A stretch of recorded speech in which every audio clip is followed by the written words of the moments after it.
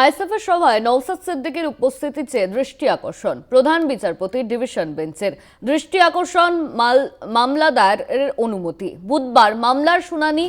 আজই শহীদ মিনারে আইএসএফের সভা।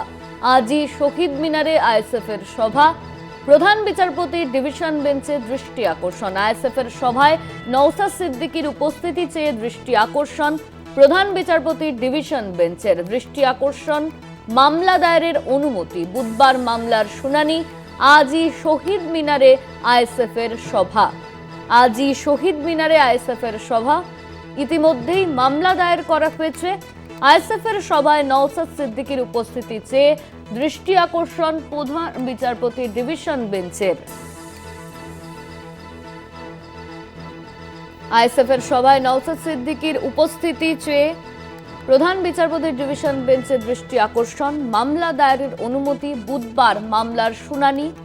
আজই শহীদ মিনারে আইএসএফের সভা। আমাদের সঙ্গে ফোন লাইনে রয়েছেন আমাদের প্রতিনিধি পীযূষ কান্তি নাগ। পীযূষ, আইএসএফের সভায় নওশাদ সিদ্দিকীর উপস্থিতি চেয়ে দৃষ্টি আকর্ষণ প্রধান বিচারপতির ডিভিশন বেঞ্চের।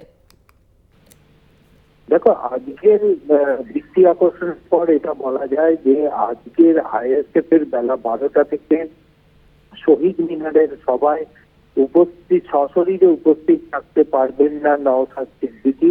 তার কারণ, প্রধান বিচারপতি ডিভিশন বেঞ্চের দৃষ্টি আকর্ষণ করে মামলা দায়েরের অনুমতি চাইল।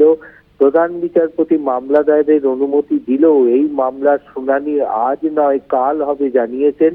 যেহেতু ফাউন্ডেশন ডে সভা আজই, তাই বিচারপতি তীর্থঙ্কর ঘোষের নির্দেশিকায় বজায় থাকবে।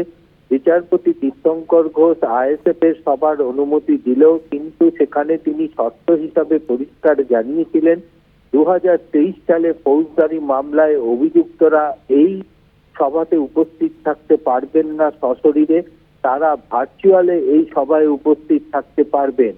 অর্থাৎ সেই মোতাবেক নওশাদ সিদ্দিকী আজকে বেলা 12টার শহীদ মিনারের আইএসএফ এর সভায় সশরীরে উপস্থিত থাকতে পারবেন না, তাকে ভার্চুয়ালের মাধ্যমে উপস্থিত থাকতে হবে এবং তিনি যদি কোনো বক্তব্য রাখেন তাও ভার্চুয়ালের মাধ্যমে রাখতে হবে।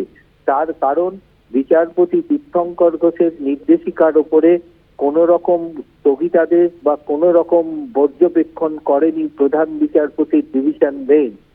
সেই কারণে নওশাদ সিদ্দিকী আজকের সভায় সশরীরে হাজির থাকতে পারবেন না, তিনি ভার্চুয়ালের মাধ্যমেই উপস্থিত থাকবেন। ধন্যবাদ পীযূষ। আমাদের সঙ্গে ফোন লাইনে ছিলেন আমাদের প্রতিনিধি পীযূষ কান্তি নাগ।